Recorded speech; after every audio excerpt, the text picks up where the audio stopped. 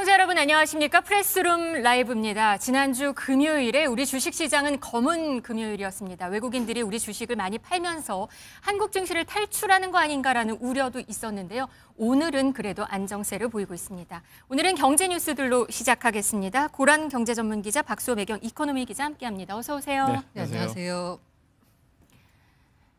네, 오늘 우리 주식시장 그래도 오름세입니다. 1% 정도 올라서 3,900을 현재 기록 중인데요. 지난주 금요일은 외국인들이 역대 최대 규모로 우리 주식을 팔았다고 전해지고 있습니다. 오늘 외국인들 모습은 어떤가요? 외국인들 소폭 순매수에 나서고 있지만요. 그간 팔았던 물량에 비하자면 그야말로 좀 미미하다라고 볼 수 있습니다. 전세가 역전됐다. 드디어 외국인이 매도를 그치고 매수로 돌아섰다라기에는 조금 부족한 수량이고요. 실제로 봤더니 이달 들어서만 11월 들어서만 21일까지 외국인 투자자가 국내에 코스피, 코스닥 합쳐서 13조 원 가까이 순매도했습니다. 특히나 하이닉스 같은 경우에는 8조 원 가까이 팔았고요. 삼성전자도 2조 원 넘게 순매도했습니다. 네, 요즘 이렇게 보면 코스피 지수 거의 롤러코스터 장세가 아닌가 할 정도인데요. 이거 떨어질 때 뭐 줍줍을 해야 되냐 아니면 매도, 탈출 타이밍이냐 이런 고민들 많이들 하고 계시는 것 같습니다. 증권가에서는 어떻게 보는 분위기가 맞나요?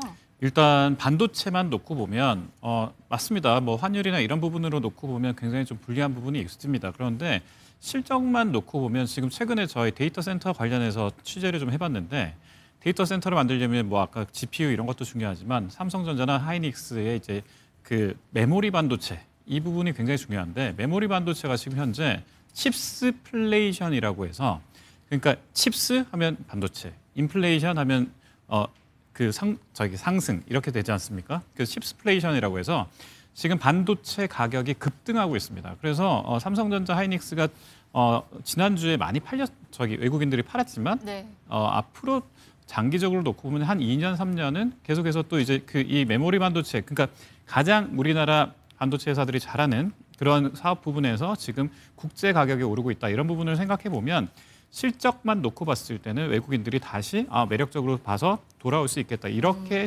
주장하는 보고서도 나오고 있습니다. 네, 그러니까 반도체가 아직 좋기 때문에 실적으로 네네. 나타날 수도 있고 네네네. 그러면 지금 우려는 조금 이른 감이 있다라고 보는 거군요. 그런데 지금 주식보다 사실 더 비상인 거는 원달러 환율입니다. 계속해서 고공행진을 하고 있는데요. 보니까 원화 가치가 지난달 기준으로 봤을 때 2009년 금융위기 이후의 최저 수준이라고 들립니다. 네, 국제결제은행이 한국의 실질 실효 환율 해가지고 전 세계 실질 실효를 발표했는데요. 올해 10월 말 기준으로 89.09예요. 한 달 전보다 1.44포인트 하락했고요. 이게 올해 3월에 89.29였거든요. 네. 그때보다도 더 낮은 겁니다. 금융위기 직후 2009년 8월에 88.88이었는데 16년 2개월 만에 최저치입니다. 실질 환율은요. 단순한 환율이 아니라 구매력을 비교한 환율이거든요. 그러니까 실질적으로 우리나라 돈값이 어느 정도를 하느냐인데 이게 글로벌 금융위기 이후 최저치를 기록했다는 겁니다. 그러면 환율이 왜 이렇게 안 좋냐? 네. 왜 이렇게 하냐, 다들 뭐 미스테리라고 하는데요. 일단 기본적으로 가장 큰 이유가 우리가 달러를 국내 시장에 공급하는 그 통로가 어떻게 되냐면 수출 기업들이 수출을 잘해가지고 거기서 벌어들어온 달러를 국내로 갖고 옵니다. 이게 대표적으로 나타난 지표가 경상수지거든요. 근데 경상수지 흑자가 29개월째 흑자입니다. 2000년대 들어서 두 번째 최장기간 흑자예요. 1월부터 9월까지 보자면 경상수지가 827억 달러 흑자였거든요. 네. 이것만 생각하면 환율이 왜 이렇게 안 좋은 거야? 사실 우리가 환율이 굉장히 높았던 글로벌 금융위기 상황이나 IMF 직후 외환위기 상황을 보자면 경상수지 흑자가 아니었어요. 그리고 흑자 규모도 되게 미미했었고. 근데 지금은 수출 기업들이 돈을 잘 버는데 왜 이럴까라고 보자면 벌어들이는 돈만큼 빠져나간다라고 보시면 될 것 같아요. 같은 기간 동안 아까 제가 9월까지 경상수지가 827억 달러 흑자라는 말씀 드렸잖아요. 그런데 직접 투자와 증권 투자 등으로 나간 돈이 810억 달러입니다. 그러니까 들어오는 만큼 나갔습니다. 그러다 보니까 국내에 달러 공급이 안 되는 상황이고요. 기업들 입장에서도 지금 벌어들인 달러를 환전을 안 하고 있습니다. 이유가 두 가지인데요. 앞으로 환율이 계속 강세를 보일 것 같다라는 전망에 더해서 앞으로는 국내로 굳이 달러를 들어올 필요가 없어집니다. 왜냐하면 미국 등 해외에 대한 직접 투자가 많이 늘었기 때문에 굳이 달러를 환전하는 게 아니라 미국에서 벌어들인 달러를 그냥 놔뒀다가 미국에 다시 재추달 들어가는 거죠. 그러면 국내의 달러 공급이 구조적으로 막혀 있는 상황입니다. 아, 구조적으로 달러 공급이 우리나라에 지금 막혀 있는 상황이다. 네, 그런데 수요는 늘어나고 있죠. 수요는 늘어나고 있고. 대표적으로 서학개미들 투자 그리고 국민연금의 해외 직접 주식 직접 투자도 상당한 규모로 늘어났기 때문에 수요는 계속 늘어나는데 공급은 구조적으로 막혀 있는 상황. 그래서 아마 1,400원대 뉴노멀을 넘어서 최근엔 1,500원이 뉴노멀이다라는 말까지 나오더라고요. 지금 1,400도 뉴노멀이라고 했을 때 이런가 했더니 1,500까지 얘기가 나온다고요? 네, 그렇습니다. 뭐 일단 오늘도 뭐 1,470원 이야기 나왔습니다. 네. 그러니까 이게 뭐 1,470원 원래 이제 저희 그 외환시장에서 보통 보면 1,450원을 마지노선, 심리적 마지노선이라고 이야기하는데 요즘에는 1,470원이 그냥 금방금방 깨집니다. 그러니까 이게 보면 아까 말씀드린 여러 가지 이슈가 있는데 여기에 더해서 그러면 외환위기가 오는 거 아니야? 이렇게 생각하는데 또 그런 건 아닌 게 4,200억 달러 규모의 저희 외환 보유고가 든든하게 받쳐주고 있고요. 여기에 더해서 CDS 프리미엄이라고 해서 국제적으로 봤을 때 우리 외환이 얼마나 좀 안정적이냐 이런 걸 볼 수가 있는데 그 지수는 굉장히 평온합니다. 네. 그러니까 이런 것들을 보면 지금 양상의 뉴 노멀이라는 게 결과적으로 그래. 이제 환율은 이런 상태에서 그냥 우리가 살아야 돼라고 생각할 수밖에 없는 다른 부분은 건전하고 안정적인데 환율만 높은 상태, 이 상태로 계속 살아야 된다. 이런 상황이 이제 퍼지기 시작하는 겁니다. 그래도 지금 높은 원화값 때문에 지금 우리한테 지금 당장 체감하는 거는 물가입니다. 물가가 너무 높아져서 걱정인데 연말 되면 더 높아질 거라는 우려가 있어요. 환율 부분도 있고요. 실제로 뭐 예를 들어서 커피 같은 경우에 그냥 원두 가격 자체가 글로벌 가격 자체가 오르고 있는 상황입니다. 네. 그 밖에 우리가 수입하고 있는 생필품 가격 가운데 원재료가 되는 것들이요. 이게 다 지금 국제적으로 강세를 보이고 있습니다. 여기에다가 원화 약세까지 겹치면서 아마 수입 물가는 더 오르게 되지 않을까라는 걱정입니다. 네. 지금 남아프리카 공화국 얘기 한번 해볼 거예요. 남아프리카 공화국에선 G20 정상회의가 열렸습니다. 트럼프 대통령 다자주의 의제에 대해서 불만을 표출하면서 참석하지 않았고요. 시진핑 중국 국가주석도 참석하지 않았고 러시아 푸틴 대통령도 참석하지 않았습니다. 그런데 이 미중러 정상이 모두 G20 정상회의에 참석하지 않은 건 이번이 처음이라고요. 이게 아무래도 지금 현재 국제 상황을 보여주는 것 같습니다. G20 같은 경우에는 다자간 외교잖아요. 근데 트럼프가 제일 싫어하는 게 다자 외교입니다. 왜냐하면 다자 외교 같은 경우에는요. 포커스가 여러 국가 정상들에게 분산이 됩니다. 네. 트럼프 같은 경우에는 본인한테 집중되는 상황이 좋은 거고요. 이렇게 미국이 참석하지 않는 상황에서 중국이 거기 굳이 갈 필요가 없는 거죠. 러시아 역시 마찬가지로 어우 전쟁이 여전히 진행 중에 있습니다. 때문에 러시아나 중국 같은 경우에도 미국이 불참하는 마당에 굳이 거기 가서 G20을 생색을 내줄 필요가 없는 거죠. 이렇게 소위 말하는 알맹이 국가들이 모두 빠진 상황에서 G20이 개최돼서 반쪽짜리 G20이다라는 좀 아쉬움이 남습니다. 뭐 첫날 그래도 보란 듯이 다자주의를 선언하기는 했어요. 그런데 또 재밌는 게 이 남아공 요하네스버그에서는 G20 정상들의 가면을 쓴 시위대도 등장을 했더라고요. 이게 G20 정상회의가 전 세계적인 문제들, 빈곤, 불평등, 기후변화를 해결하는 데 미온적이거나 무능하다라는 점을 비판한 겁니다. 그러다 보니까 이게 실제로는 G20 정상국가들이 모여가지고 뭐 다자간 외교 좋은 말 많이 하고 있지만 속내를 뜯어보자면 자국만의 이익을 추구하거나 빈곤국과 개발도상국의 문제를 심각하게 외면하고 있다라는 점을 가면을 통해 상징적으로 보여줬다라고 볼 수 있습니다. 네. 아울러서 부의 불평등도 강조했는데요. 시위대가 외친 목소리가 뭐냐면 G20 정상회의는 부자들의 회의다라고 하면서 회의에서 논의된 내용 등이 실제로는 심각한 빈부격차 문제를 해소하는 데 도움이 되지 않는다를 비판했다라고 보시면 됩니다. 네, 이재명 대통령이 여기서 예측 가능한 무역 환경을 조성해야 된다 이런 얘기를 했습니다. 저는 이재명 대통령 그 넥타이가 좀 눈에 띄더라고요. 여기 참석한 모습을 보면 우리 취임식 때 했던 넥타이와 같은 넥타이를 했더라고요. 네, 그렇습니다. 아무래도 뭐 취임식 때 그 넥타이가 사실은 모두를 통합하겠다 이런 이야기예요. 그러면 이번에도 다자주의를 희망한다라고 표현을 한 거니까 이게 이제 취임식 때 넥타이가 지금 한국에서만의 대통합이 아니라 전 세계에서도 대통합 이런 이야기를 좀 그 메시지로 강조한 것이 아닌가 이렇게 해석할 수 있겠습니다. 무역 환경 얘기를 했더라고요. 사실 팩트시트 나온 지 지금 일주일 정도 지났는데 네네. 이 얘기를 이번에 했네요. 네, 이유가 뭐냐면 이 미국의 보호 무역주의가 자국뿐 아니라 전 세계 성장에 부정적인 영향을 미친다라는 점을 우회적으로 지적한 거 아니냐라는 해석이 나오고 있습니다. 특히 이제 도널드 트럼프 대통령 이번 회의에 불참했잖아요. 이거 그러면서 이제 이재명 대통령이 팩트시트에 대한 얘기를 한 건 일방적인 미국의 관세 정책에 대한 비판, 우회적으로 드러낸 거고요. 아울러서 이재명 대통령이 이 자리에서 글로벌 사우스라고 불리는 신흥 개도국들과의 연대를 강조했는데요. 이게 사실 미국의 보여무역주의, 자국 중심의 공급만 재편, 여기에 대응하기 위해서는 첨단 산업의 필수적인 자원을 보유한 글로벌 사우스와 연대가 중요하다라고 강조를 한 셈이다라고 볼 수 있습니다. 네. 아울러 예측 가능한 무역 환경이라는 말을 했잖아요. 이게 WTO의 기능 회복이 필수적이다라는 점을 강조했다라고 볼 수 있습니다. 네.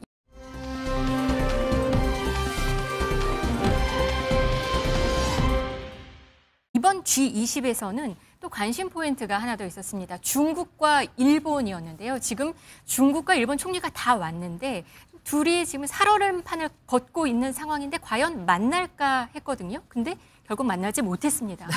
안 한 건지 못한 건지. 네. 중국이 불참을 했으니 만날 수가 없는 거였고요. 사실 앞으로 만나지도 못했던. 총리는 왔는데 네. 제가 이 사진을 한번 영상을 보면요. 양쪽 총리가 왔어요. 근데 둘이 얘기도 안 하고 멀찌감치 섰더라고요. 아니 뭐 그럴 수가 있는 게 그 시진핑의 이른바 권위를 떨어뜨렸다 다카이치 사나이 총리의 발언이 네. 라고 중국에선 해석하고 있기 때문에 당연히 저렇게 이제 대면 할 수밖에 없는 거고요. 저 모습을 보니 앞으로 중일 갈등은 한동안 더 이어질 것 같다라는 생각이 듭니다. 네, 싸늘했습니다.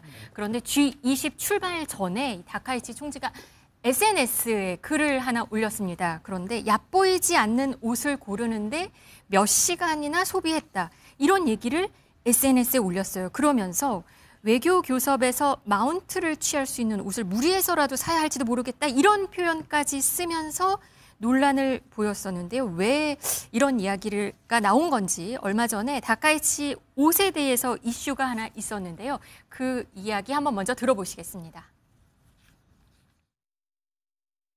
でこれから高市総理はじめ各閣僚の皆さんも世界各国のトップと交渉しなくてはなりません。その時にできれば日本最高の生地を使って日本最高の職人さんが作った服でしっかりと外交交渉してもらいたいんですよ。安物の服で対応してたら舐められます。これまさに国益に反する判断ではないかと思うんですが、いかがでしょうか。でも、身を切る改革と言ってる限り、私たちは議員歳費をいただいてますから、その範囲内で、しっかりと、そんなに恥ずかしくない格好で海外に行けるようにいたします。そんなに服持ってないですけれども、物持ちがいいので、15年ぐらい前の服も引っ張り出してきてますんで、どうかご安心ください。多分内閣総理大臣給与として上乗せされる分をいただいたとしても、その日本最高レベルのものは絶対に買えないと思います。誕生日とかのプレゼントじゃあよろしくお願いします。いや。 다카이치 옷이 이미 얘기가 됐었어요. 근데 네. 이번에 올린 글을 보면은 일본 장인의 옷까지는 사실 이해가 되는데 뭐 외교에서 자신이 우위에 보일 수 있는 그런 옷을 입겠다 이런 얘기를 해서 좀 논란은 있습니다. 그렇습니다. 뭐 일단 정상이 나라의 품격, 그러니까 국격을 맞추기 위해서 그 나라의 최고급 원단으로 제작한 옷을 입을 수 있죠. 이거 여기까지는 뭐 괜찮습니다. 그런데 여기에 더해서 국격이 아니라 최고의 장인의 옷으로 만든 옷을 입고 각국 정상들과 회담에 임해 달라고 했던 이 내용에서 싸구려로 보이지 않는 옷, 여기에 더해서 얕보이지 않는 옷을 입겠다라는 표현을 썼고요. 그리고 이 마운트라는 표현이 네네. 있어요. 자신이 우위에 있음을 보여주는 마운트를 취할 수 있는 옷을 사야 할지 모르겠다 이런 말을 했더니 일본 내에서도 약간 좀 지적이 있는 것 같습니다. 네, 야당에서도 좀 난리가 났었고 마운트라는 표현이 사실은 그 동물의 왕국에서 보면 그 이제 힘이 있는 동물이 그 힘이 없는 동물 위로 올라타거나 아니면 UFC 보셨잖아요. UFC에서는 보통 이제 그 상대방 위로 제압할 때 올라갈 때 그 동작을 마운트한다라고 표현하기도 하거든요. 그러면 이 마운트라는 표현 자체가 사실은 좀 외교가에서 쓰기에는 조금 부적절하지 않냐 이런 이야기를 했는데 이게 이제 야당 쪽에서도 일본 내에서도 지금 이런 적절하지 않다는 표현이 나오고 있습니다. 네, 중국은 이런 가운데 일본에 대해서 불쾌감을 또 계속해서 표현을 하고 있습니다. 사실 불쾌감 정도가 아니라 이번엔 중국 관영방송 SNS에 다카이치 총리가 판도라의 상자를 여는 모습의 만화를 올렸습니다. 이거 한번 보시죠. 이거 어떻게 해석을 해야 될까요? 저 판도라의 상자를 보시면 화면에 잘 보이실지 모르겠는데요. 상자에서 이제 연기가 나오고 있잖아요. 거기에 보면 군국주의, 전쟁, 밀리터리즘이라고 나오네요. 뭐 혼란 chaos. 이런 말이 이제 영어로 써 있습니다. 사실 판도라의 상자를 표현할 때는 한 번 열면 되돌릴 수 없는 대혼란을 초래하는 행동, 이걸 이제 판도라의 상자를 열었다라는 거거든요. 네. 중국 입장에서는 대만 문제가 일종의 금기입니다. 건드리면 안 되는 거예요. 그런데 일본이 이를 건드렸습니다. 그러니까 아시아 평화의 상자가 열렸고요. 이게 전쟁, 갈등, 경제적 재앙으로도 이어질 수 있다라는 경고의 의미를 담은 사파가 아닐까라는 생각이 듭니다.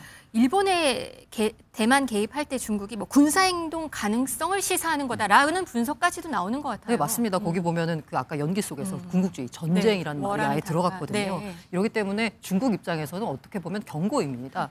끝까지 갈 수 있다, 우리는. 대만 문제는 건드리지 말아라라는 거죠. 군사적 위협뿐 아니라 사실 경제 제재 조치도 하루가 멀다 하고 계속해서 내놓고 있는데요.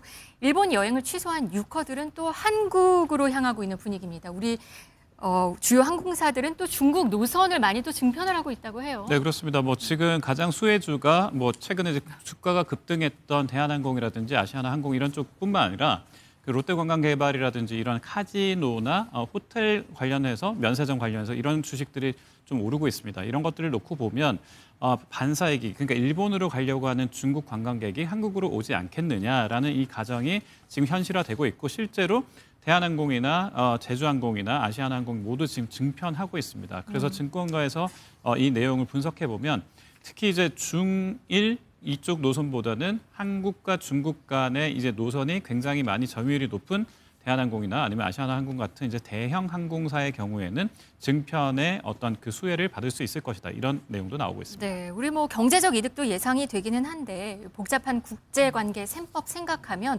또 마냥 좋아해도 괜찮을까 하는 생각도 듭니다.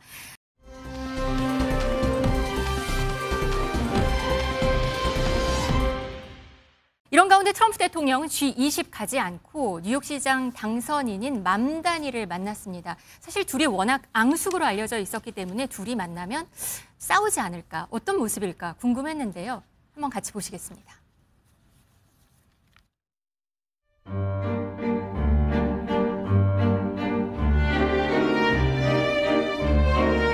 We've just had a great meeting, a really good, very productive meeting. Anything I do is going to be good for New York.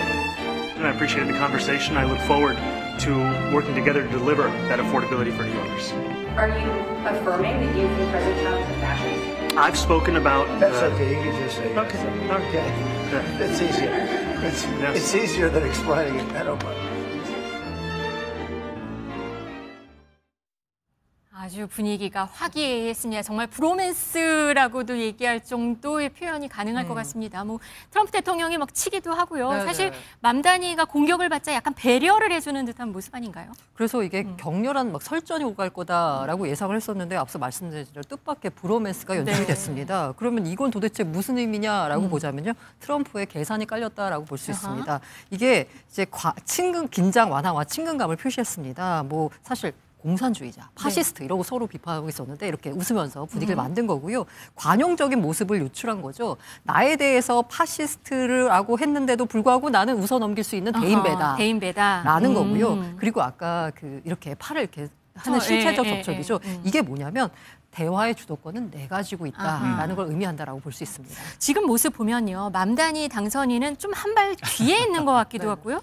손을 모으고 약간 공손한 모습이기도 합니다. 그렇습니다. 이거 어떻게 보셨나요? 일단 예전에 생각해보면 우크라이나 대통령 왔을 때 왜 저희 정장 안 입었냐 막 이런 이야기 했었지 않습니까? 싸울 줄 알았어요. 근데 여기 맘다니가 일단 기본적으로 복장을 정장으로 딱 차려입고 그다음 자세 공손하게 딱 입고 이런 것들만 놓고 봐도 맘다니는 맘다니대로 많은 정치적 계산을 좀 가지고 왔고 특히 여기에 연방 정부가 사실은 뉴욕시에 많은 그 예산을 줘야 됩니다. 그래서 이런 부분을 보면 좀 실용적인 노선을 택한 것이 아니냐 이렇게 볼 수가 있겠고요.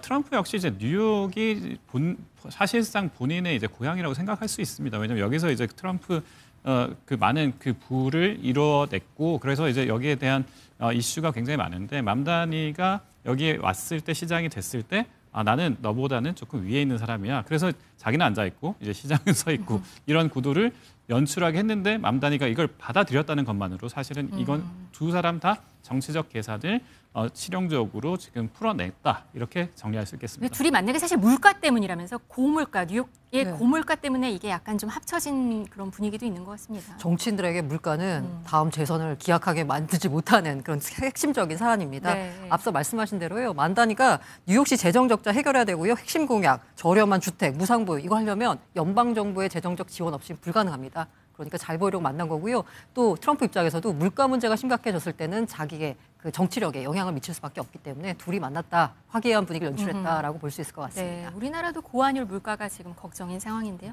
미국에서는 물가가 적을 동지로 만드는 것 같습니다. 오늘 경제 라이브 여기까지 하겠습니다. 고란, 박수호 두 기자와 함께했습니다. 고맙습니다. 고맙습니다.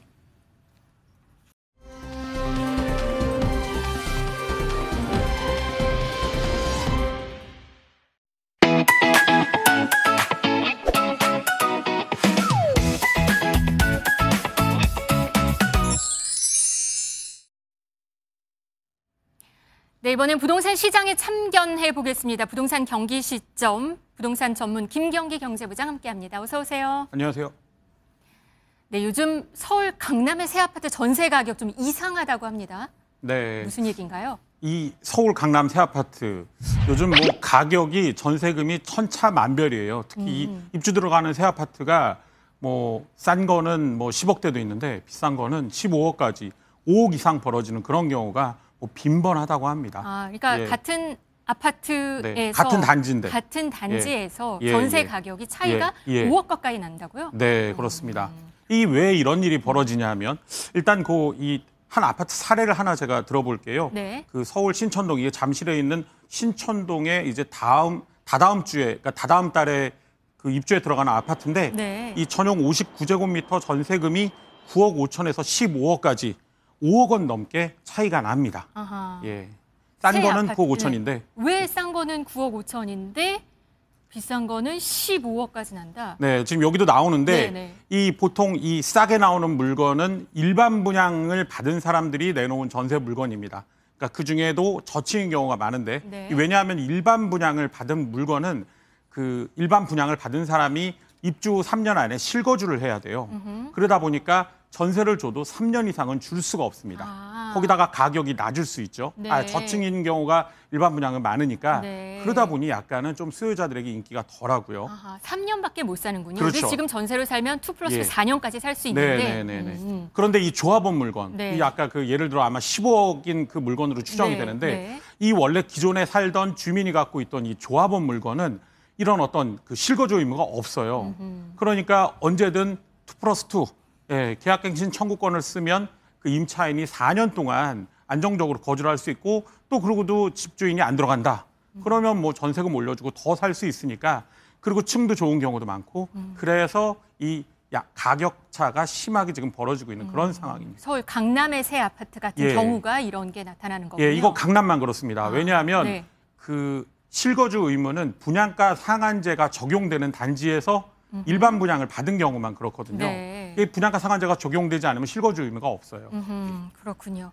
지금 11호 대책 이후에 사실 예, 예. 전세 가격 많이 올랐다는 얘기가 들리고 네. 있습니다. 새로 규제 지역이 되면서 전세 물량이 줄어들고 그러면서 전세값이 올라서 한 2% 올랐다는 얘기도 있는 상황이거든요. 네. 이런 상황에서 지금 전세 가격도 한 단지 안에 강남 같은 경우는 차이가 난다. 그러면 좀 뭘 준비해야 되는 게 있나요? 이 사실 그 전세가가 지금 많이 올랐다는 보도가 나오는데 아까 말씀드린 대로 그 입주 아파트는 이 가격 차도 크지만 전세가가 그렇게까지 많이 오르진 않았거든요. 아하, 오히려 입주하는 새 아파트잖아요. 예, 왜냐하면 네. 이번 연말에 입주 아파트가 좀 서울에 좀 있습니다. 예, 아까 말씀드린 잠실에도 있고 또 서초구나 뭐 또 강남구에도 있어요. 그러다 보니까 입주 아파트 전세자금 대출도 안 나옵니다. 그래서 그 임차인들이 그렇게 많이 선호하지 않고 그러다 보니 가격이 높지는 않은데 문제는 이 기존 아파트는 이 갭 투자까지 막히면서 전세로 나오는 물건이 너무 적다 보니까 그러다 보니 지금 현재 전세 가격이 고공행진을 하는 모습을 보이고 있는 건데 네. 근데 뭐 전세로 빨리 들어가셔야 되는 이번에 뭐 전세를 구해야 되는 분들은 조금 서둘러서 움직이고 또 부동산 중개업소에 물건 나오면 미리 알려달라. 이렇게 좀 미리 조치를 해주시는 게 좋을 것 같아요. 네, 예. 전세 구할 때 조금 더 3개월 보통 전에 하는데 예, 예. 일찍 미리미리 예, 하는 게 좋다. 미리미리 부동산 중개업소에 가서 물건 나오면 알려달라고 해야죠. 네, 예. 알겠습니다. 그리고 갑자기 급락한 강남 아파트 예. 이 얘기가 있습니다. 강남 15억이나 급락한 예. 아파트가 있다고요? 뭐예요? 이게 어떤 얘기냐면 그 잠원동의 한 아파트 사례인데 그 지난 4일 그러니까 얼마 전에 40억 500만 원에 신고가 됐거든요. 거래가 신고가 됐는데 네네. 근데 바로 2달 전에는 55억 원을 찍었어요. 이 15억 원이나 떨어진 거죠. 2달이네요. 예. 55억 원에서 40억. 예. 둘 다 너무 비싸긴 한데. 다른 아파트도 또 있습니다. 이게 잠실 우성 아파트도 뭐 비슷한 그런 상황인데 네. 역시 이것도 그 거의 며칠 만에 11억 5천이 떨어지는 그런 일이 벌어졌는데 네. 예, 여기 나오네요. 네네. 이런 경우는 대부분 증여성 거래입니다. 아하. 그러니까 가족이나 친지에게 집을 파는 그런 개념이죠. 이 상속 증여세법에 되면 보면 시세 대비 그 거래가가 70%를 넘으면 증여로 추정이 되거든요. 네. 그래서 70%에 맞추다 보니까 요 정도의 가격 그런 차이가 벌어지는 그런 겁니다. 그러면 증여니까 그러니까 강남 아파트의 일부 사례인 거네요. 근데 일부 사례인데요. 이 대부분의 보통 이 증여를 그러니까 증여성 거래는 사실 뭐 70%까지만 하면 그 이 증여로 인정을 안 받기 때문에 그래서 70%대에서 보통 직거래나 이런 경우에 그 거래가가 찍히는 경우가 많습니다. 네. 예. 증여로 이렇게 급락한 아파트들이 있고 그럼 다른 강남 아파트들은 어떤가요? 요즘 오르고 있죠. 오르고 네, 다시 오르기 시작을 했습니다. 네. 그 일단 송파가 그 한 주 전보다 0.47에서 53%로 높아졌고요. 그리고 용산도 0.3138, 성동도 그렇고 양천도 그렇습니다. 네, 그렇다 보니 이 서울 아파트값 상승폭도 아까 바로 처음에 나왔었는데 네. 그때도 보면 그 다시 확대가 돼서 0.17에서 0.20%로 4주 만에 다시 네. 상승세로 돌아섰습니다. 아, 주간 상승률인데 예, 상승폭이 커지고 최근 있죠. 예. 상승률이 더 상승폭이 더 커진 거네요. 예, 이게 이유는 강남과 용산, 그러니까 기존 규제 지역이었던 그 지역에 있는 아파트에서 이 신고가가 이어지면서 이게 벌어진 현상인데요. 네. 정부가 서울과 그 경기 12개 지역을 전부 3중 규제로 묶었잖아요. 그렇다 보니까 어차피 다 묶였으니 그럼 원래 가장 좋았던 강남 3구 용산으로 가자. 이렇게 되는 거죠. 정부가 지금 사실 11호 대책을 내놓고 고민이 좀 심각할 것 같습니다. 예. 그렇다 보니 이제 공급 대책도 또 내놓겠다라는 예. 얘기가 있는데 이번에 예. 그린벨트 푼다는 얘기가 있습니다. 예, 이번에 저 지도에도 나오는데요. 네. 이 그린벨트와 서울 그 유휴부지 어허. 이런 거를 지금 많이 이제 검토를 해서 이번에 네. 해제를 하려고 지금 네, 계획을 네, 하고 있거든요. 네. 그래서 이제 가장 먼저 얘기가 나오는 게 이 노원에 있는 태릉 골프장입니다. 네. 예. 그리고 이 노원의 태릉 골프장과 마포 서부 운전면허 시험장 그리고 이 서초의 국립외교원 부지 일단 이렇게 세 개가 이 유휴부지로 지금 현재 거론이 되고 있어요. 네. 그리고 이제 이뿐 아니라 이제 그 예를 들어 이런 수서 차량 기지나 그런 그다음에 요 강남 쪽에 있는 뭐 그 그린벨트 그다음에 송파 뭐 방이 오금동에 있는 그린벨트 뭐 하남 감일 감북 뭐 이런 다양한 어떤 그 서울과 서울 주변에 있는 그린벨트를 해제하는 방안을 지금 이제 검토를 하겠다. 그래서 연내 그 추가 이 공급 후보지를 발표하겠다. 이렇게 지금 얘기를 한 상황인데 잘 근데 될까요? 그린벨트 문제는 푸는 거 쉽지 않잖아요. 태릉도 네. 2020년에 나왔었고요. 네. 서부 운전면허 시험장도 발표를 했었어요. 네. 그런데 뭐 지역 주민이나 뭐 관계기관이 국방부 같은 경우가 이제 이 반발하거나 이 논의가 이게 이 접점을 찾지 못하면서 지지부진했죠. 그래서 사실 이 대책을 발표했지만 얼마나 잘 나올지는 봐야 될 것 같습니다. 지켜보죠. 이제 곧 또 12월입니다. 예, 12월은 또 종합부동산세 내는 계절입니다. 사실 이렇게 부동산 시장 좀 혼돈스러운데 이게 종합부동산세는 매년에 1월 1일 기준으로 하는 거라면서요. 예. 그래서 올해도 근데 작년 기준으로 많이 올랐기 때문에 올해도 좀 낸 것 같습니다. 올해도 늘어납니다. 지금 이제 그 종부세 대상자들 이제 저 고지서 받을 텐데요. 네. 이제 12월 1일부터 15일 사이에 내야 되는데, 그러니까 올해 1월 1일 기준이죠. 그 가격이 종부세가 많이 오른 경우가 있습니다. 특히 서울 특히 강남 쪽이 작년에 아파트값이 좀 올랐어요. 네. 그러다 보니까 이 강남 11.19, 11%나 올랐네요. 서초도 11%, 네. 뭐 용산, 성동, 송파도 다 10% 넘는 상승률을 그러니까 올해 1월 1일 기준 공시 가격을 정할 때 이렇게 두 자릿수 이상 올랐거든요. 그렇다 보니까 이 올해 내는 종부세도 이 공시 가격의 현실화를 동결했음에도 불구하고 종부세 생각보다 많이 나왔네. 라고 느끼는 분들 적지 않으실 것 같습니다. 그런데 올해는 더 많이 올랐으니까 내년엔 더 많이 내겠네요? 그렇죠. 또 내년 1월 1일 기준으로 또 공시 가격을 정합니다. 정부가 또 너무 많이 올라서 올해 공시 가격 현실화율 69%로 동결을 하겠다고 했음에도 불구하고 시세 자체가 많이 올랐기 때문에 올해 3번이나 그 서울 주택거래가 만 건 이상을 찍었거든요. 네. 그만큼 거래도 많이 되고 가격도 많이 뛰었기 때문에 내년 종부세 더 억소리 날 것 같습니다. 네, 마지막 질문입니다. 경기에게 물어봐 부동산만 질문 갑니다. 강남 더 오를까? 지금 강남 아까 신고가 기록한 거 봤거든요. 더 오를까요? 제가 그 2주 연속 X 들었는데 이번에는 O를 들어야 될 것 같습니다. 더 오를 거라고요. 예. 네. 이게 왜냐하면 일단 어차피 다 규제가 됐어요.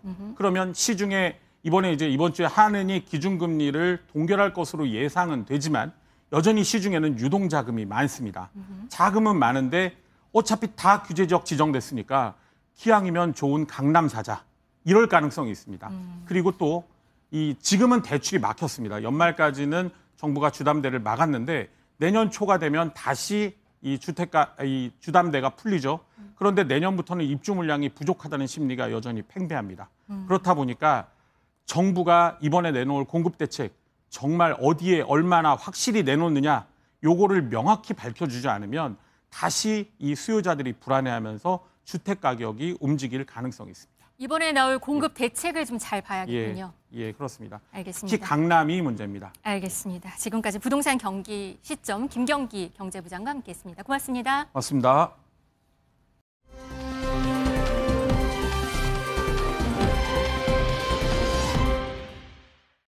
계속해서 뉴스라이브입니다. 실시간 관심을 끄는 화제의 뉴스들 하나하나 만나보겠습니다. 혐오와 막말이 돈벌이 수단이 된 세상, 이제는 법원 공격도 콘텐츠가 된 거냐는 비판이 나옵니다. 지난 한덕수 전 총리 재판에서 감치 선고를 받았다가 석방됐던 김용현 전 장관의 변호인들 곧바로 유튜브에 나와서 재판부를 원색적으로 비난했다는 소식을 전해드렸죠. 통계를 보면요, 이날 이들의 채널은 국내 유튜브 슈퍼챗 1위를 기록했습니다. 시청자들이 유튜버를 후원하는 방식의 일종이죠. 슈퍼챗 130개로 이날 하루에만 415만 원의 수익을 벌었다고요. 극단적인 표현으로 소수의 관심과 지지를 이끌어내면서 의사는 과대대표되고 수익도 나는 구조. 규제도 어렵고 얼마든지 반복이 될 수 있다는 지적입니다. 한편 이들의 목적이 일종의 사법부 흔들기라는 일각의 지적도 나오는데요. 김 전 장관의 지난 금요일 재판에서도 변호인들은 언성을 높였습니다. 두 번째. 잠깐만요. 이하상 변호사님. 네, 조지호 김봉식과 구승엽도 친구입니까? 변호인들이 감시를 당하지 않나 또 특검에서 이런 치졸한 방법으로 계속해서 이렇게 나오면 저희들은 과연 이 공정한 재판을 기대할 수가 없는 겁니다.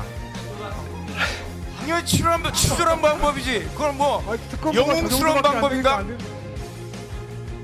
한편 법원은 앞선 유튜브 막말에 대해서 재판장의 인격에 대한 심각한 모욕이라면서 법적 조치도 예고한 상황입니다. 또 지난 금요일은 김영삼 전 대통령의 서거 10주기이기도 했죠. 처음으로 민주당 지도부가 전원 불참했는데요. 실수라는 해명이 나왔습니다. 단순히 못 챙겼을 뿐이라는 건데요. 이걸 두고 당내 투톱 간의 소통 오류 때문이 아니냐는 분석입니다. 당대표와 원내대표가 서로 못 간다고 했지만 그러면 누가 갈 건지 추가 논의가 있었는지도 모른다는 겁니다. 작년에는 박찬대 원내대표도 가고 매년 갔었는데 당내에서까지 조금 답답하다는 이야기가 나오는데요. 김 전 대통령 차남인 김현철 이사장도 공개적으로 불쾌감을 드러냈죠. 뒤늦게 수습에 나선 민주당입니다. 한편 김민석 국무총리는요, 어제 김대중 평화 마라톤 대회 축사자로 섰습니다.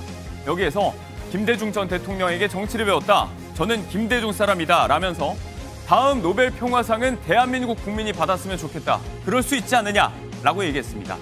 비상계엄 해제와 위기 극복의 주역이 국민들이었다. 이 점을 강조하는 취지로 해석이 됩니다. 어느덧 그 비상계엄이 있은 지도 1년이 다 돼갑니다. 아직도 윤석열 전 대통령과 결별하지 못했다는 당내외 비판이 여전한 국민의힘의 얘기를 좀 해보겠습니다. 어제는 이렇게 경남 창원에서 장애 집회를 가졌는데 현장에서 이런 목소리도 나왔습니다. 저는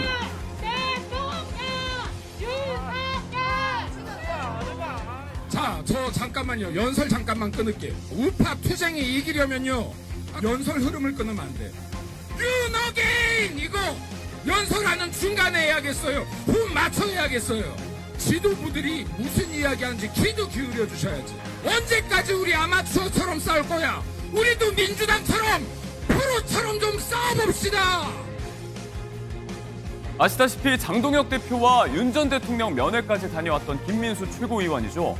윤어게인 목소리를 이렇게 공개적으로 제지하는 모습. 커지는 윤석열 절연론을 방증한다는 평가입니다. 대장동 항소 포기에 대한 부정적인 여론에도 야당의 지지율이 20%대에 머물고 있는 건 아직도 당이 내란 프레임에 갇혀있기 때문이라는 분석이 일각에서 나오는데요. 오는 12월 3일은 비상계엄 1주기이자 장동혁 대표 취임 100일이기도 합니다. 윤 전 대통령과 계엄에 대해서 뭔가 분명한 얘기를 해야 한다. 당내 요청도 있었다고 하죠. 어떤 이야기가 나올지 한번 주목을 해봐야겠습니다. 이른바 젠슨왕 해동으로 주가를 드높인 우리의 치킨이 K푸드 1위에 올랐습니다. 해외 주요 도시 소비자들을 대상으로 한 조사인데요. 최근 1년간 가장 자주 먹은 한식, 좋아하는 메뉴 모두 한국식 치킨이 1위를 차지했습니다.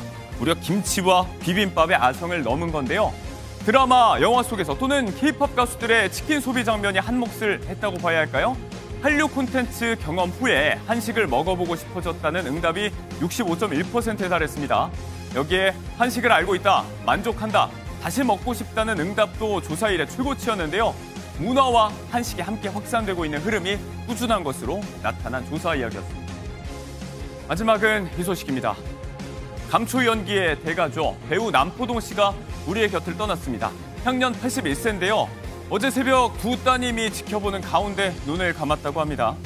앞서 2009년 간암 말기로 이식 수술을 받고 사업 실패와 생활고로 모텔에서 지내온 근황이 알려지기도 했었는데요.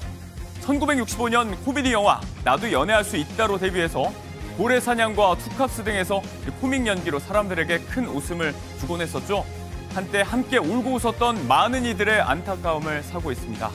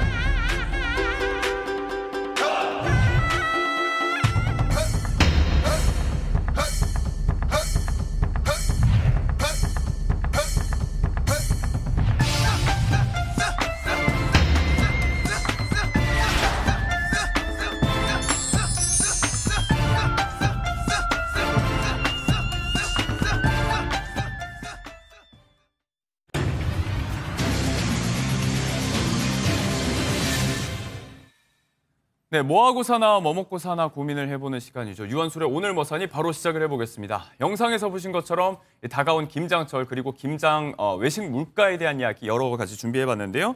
일타 수강생 박진아 아나운서 나와 있고요. 오늘은 차영주 YG경제연구소장님과 함께하겠습니다. 어서 오세요. 안녕하십니까.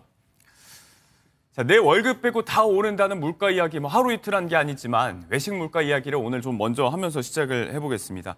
지난 여름에 이제 삼계탕 값이 어마어마하게 올랐다는 이야기 한 지가 엊그제 같은데 어느덧 날이 추워졌습니다. 최근에 음식값이 많이 오른 메뉴가 있는데 우리에게도 굉장히 친숙한 메뉴예요. 예, 그렇습니다. 이제 우리가 서울 지역에서 소비자들이 선호한 8개 외식 메뉴 가격을 한번 조사해봤습니다. 예. 칼국수, 삼계탕, 김밥, 김치찌개, 백반 이런 것들을 조사해보니까 예. 올해 10월이 작년 12월 대비해서 대략 한 3.5% 정도 가격이 올랐는데요. 이 중에서 가장 많이 오른 것이 칼국수였습니다. 칼국수요? 예, 칼국수가 많이 올랐는데요. 같은 기간 동안에 칼국수는 9,380원에서 9,846원으로 대략 4.9%가 올랐습니다. 만 원을 바라봐요. 1%포인트 더 많이 올랐다라고 말씀드릴 수가 있겠는데요. 이게 이제 10년 전에는 대략 한 6,500원 정도였었습니다. 그러니까 보통 10,000원이면 두 사람이 이제 식사를 할 수 있는 이런 정도였는데요. 지금은 50% 가까이 오르다 보니까 일부 식당에서는 11,000원까지도 호가하고 있다라고 말씀드릴 수가 있겠고요. 두 번째로 많이 오른 것은 제가 좋아하는 겁니다. 삼계탕입니다. 삼계탕 같은 경우도 작년 12월 대비 17,000원에서 18,000원으로 대략 한 4% 가까이 올랐다라고 말씀드릴 수가 있겠습니다. 꾸준히 계속 올라가고 있는 메뉴고요. 김밥도 한 4% 정도, 김치찌개 백반도 한 3% 정도, 자장면도 3% 정도 가격이 작년 대비해서 올랐다. 이렇게 설명을 드릴 수가 있겠습니다. 이게 사실 저렴하고 든든한 맛에 먹던 게 칼국수인데 뭐 한 그릇에 10,000원 넘어갈 수도 있다고 하니까 좀 칼국수 좀 낯설다는 생각이 듭니다. 조금 전에 이야기했던 이 서거 10주기를 맞은 고 김영삼 전 대통령이 굉장히 좋았던 메뉴로도 유명한데 대표적인 서민 음식이잖아요. 그렇습니다. 우리가 이제 김영삼 대통령께서 이제 취임했을 때 굉장히 우리가 청와대에서 앞으로 칼국수만 내놓겠다라고 파격적인 선언을 했었던 그 기억이 나는데요. 김영삼 대통령께서도 면에 대해서 상당히 면 요리에 애호가 있었던 분들이긴 하겠습니다만 전반적으로 그때 당시만 하더라도 소박한 서민 이미지하고 상당히 어울리면서 칼국수가 인기를 끌었다라고 말씀드릴 수 있겠습니다. 강요들의 오차는 물론 청와대를 찾아오는 각계 인사들에게 칼국수를 대접을 했고요. 우리가 또 칼국수 하면은 또 안동국시 뭐 이런 거 유명한데요. 이것을 운영하던 분을 이제 초청을 해서 청와대 조리사한테 요리 비법을 전수했다라고 말씀드릴 수 있겠습니다. 진심이었다 칼국수에. 아무래도 뭐 칼국수에 대해서 이제 그 개혁의 상징의 어떤 이미지에 초석을 닦는데 칼국수가 중요한 역할을 했다 이렇게 설명이 가능하겠습니다. 저도 면 요리를 좋아하는 한 사람으로서 너무나도 안타까운데요. 이러다가 칼국수가 곧 한 그릇에 10,000원 하는 시대가 올 것 같은데 이렇게 값이 오른 이유가 뭐죠? 그렇습니다. 이제 평균 10,000원 시대를 곧 앞두고 있는데요. 이 역할을 한 것이 우리가 2020년 100을 기준으로 지금 이 지수가 130까지 올랐습니다. 그러니까 한 30% 가까이 올랐다라는 건데요. 가장 중요한 역할을 한 게 2022년에 발생한 러우 전쟁이었습니다. 우크라이나가 전 세계에 있어서 면의 곡창지대이다 보니까 아무래도 전쟁 여파가 좀 있다라고 말씀드릴 수가 있겠고 또한 외식 물가가 전반적으로 올라간 것에 대해서도 우리가 재료비뿐만이 아니라 인건비, 임대료, 가스 요금 이런 것들이 복합적으로 올라가다 보니까 또 환율 영향도 있고요. 이런 것들이 영향을 좀 미치고 있다 이렇게 설명이 가능하겠습니다. 물가 이야기하면서 계속해서 지금 칼국수 먹는 장면들이 그림으로 나갔는데 보셨듯이 사실 칼국수 하면 단짝처럼 따라오는 밑반찬이 뭐 겉절이 김치류잖아요. 자, 자연스럽게 김장 이야기를 좀 해보면 김장 물가, 김장 비용이 그래도 작년보다는 이 경우는 좀 내린 것 같아요. 그래도 숨통이 좀 트이는 얘기예요. 네, 그렇습니다. 한국농수산식품유통공사 AT에 따르면요. 올해 김장 비용을 봤더니 20만 1,151원. 이게 지난해 11월 중순과 비교를 했을 때 5.6% 저렴해진 거라고 합니다. 그 이유를 보니까요. 금배추라고 알려졌었던 이 배추값이 안정세를 찾았기 때문입니다.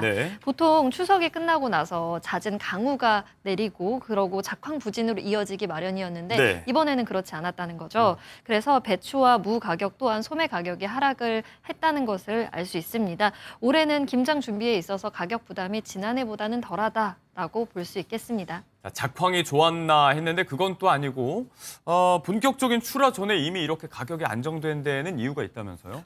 예, 그렇습니다. 작년에 지나가면서 말씀하신 것처럼 상당히 고생을 하셨을 텐데요. 갑자기 가격이 올라가지고 작년에 작황이 부진하다 보니까 정부가 비축 물량을 상당히 늘렸습니다. 이것을 이제 풀기 시작했고요. 여기에 또 농축산물 할인 지원 이런 것까지 복합적으로 추진하고 있다라고 말씀드릴 수 있겠습니다.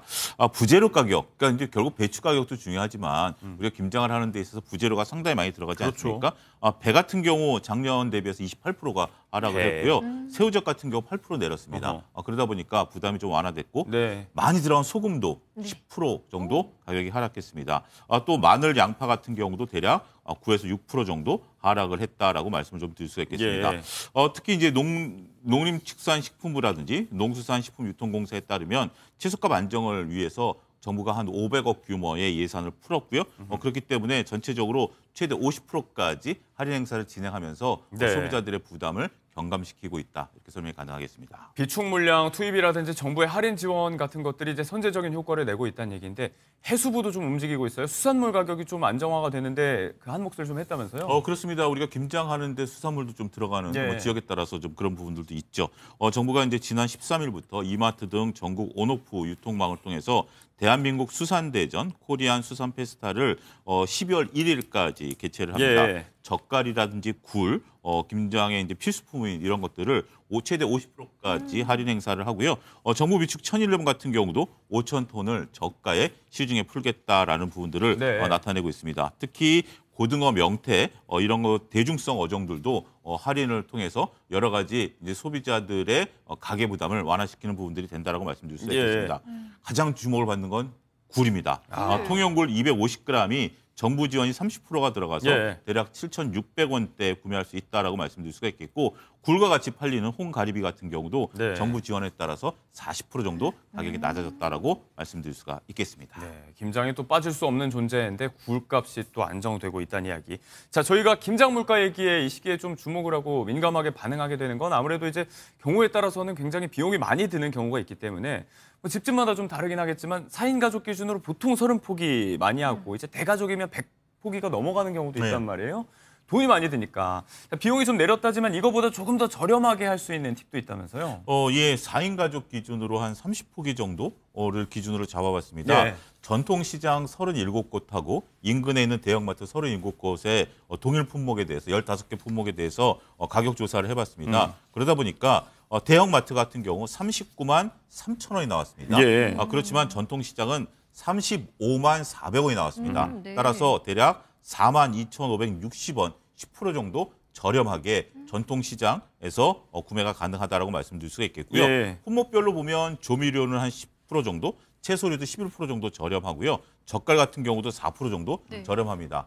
좀 더 구체적으로 알아보게 된다면 우리가 김장에 필수적으로 들어가는 생강, 쪽파 같은 경우 대략 한 27%에서 30% 정도 저렴하고요. 새우젓도 19%, 마늘도 14%, 고춧가루도 13%, 굴도 8% 저렴하기 때문에 아무래도 이게 인근에 있는 시장을 비교한 거거든요. 그러니까 전통시장을 이용하는 것이 한 10% 정도 평균적으로 저렴하게 구매가 가능하다 이렇게 설명을 드릴 수가 있겠습니다. 자, 김장 준비는 전통시장이 나을 수도 있겠다라는 정보성 차원의 이야기였고요. 돈도 돈이지만 이게 품이 워낙 많이 들기 때문에 김장 준비하기 위해서는 또 마음의 준비가 많이 필요합니다.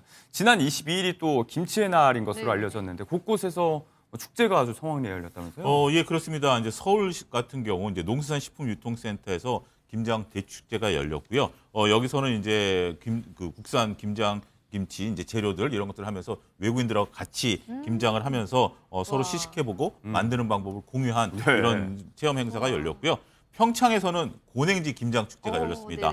여기에 축제 기간 동안에 약 6만여 명이 방문해서 매출이 한 30억 정도 작년 대비해서 크게 성과를 나타냈고요. 전북 익산에서도 김치 명인과 함께하는 K 김장 문화축제, 인천 같은 경우도 김장 나눔 대축제, 전주시 같은 경우 김장 문화축제가 등 각 지역별로 특색에 맞는 김치 축제가 열렸다 이렇게 설명이 가능하겠습니다. 이게 또 직접 가서 김장을 담글 수 있다는 부분이 가장 큰 것 같아요. 그래서 집 밖에서 좀 깔끔하게 김장 담궈오고 축제도 즐기고 하는 차원인데 이제는 좀 김장을 많이 안 하는 추세라고 이야기를 하지만 설문조사 보니까 그래도 아직 10가구 중에 6가구 정도는 김장을 준비하고 있다고 하더라고요.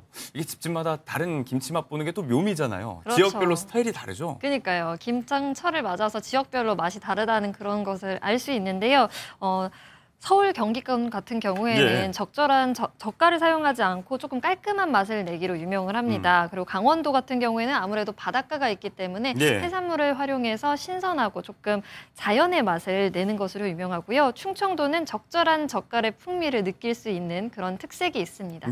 그리고 정말 손맛이 유명하기로 한 전라도 지역으로 내려가 보면요. 양념과 젓갈, 이 맛이 감칠맛을 내기 위해서 젓갈 양을 많이 넣기도 하는데요. 또 굴이나 게 등 해산물이 많이 들어가는 경우가 있습니다. 또 유한수 앵커는 고향이 어디시죠? 저는 고향은 서울인데 포항에서 자랐기 때문에 그래서 경상도 김치가 좀 익숙하죠. 경상도 같은 경우에는 강렬하고 매운 매콤한 맛을 내기로 유명합니다.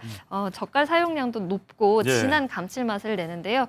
제주도는 바다로 둘러싸여 있기 때문에 제주만의 특산 젓갈을 활용해서 풍부한 해산물, 또 젓갈 향이 짙은 것이 특징이라고 할 수 있겠습니다. 집집마다 이 김치 스타일이 다르기 때문에 조금씩 나눠 먹는 게 또 이 시기에 또 묘미가 되기도 합니다.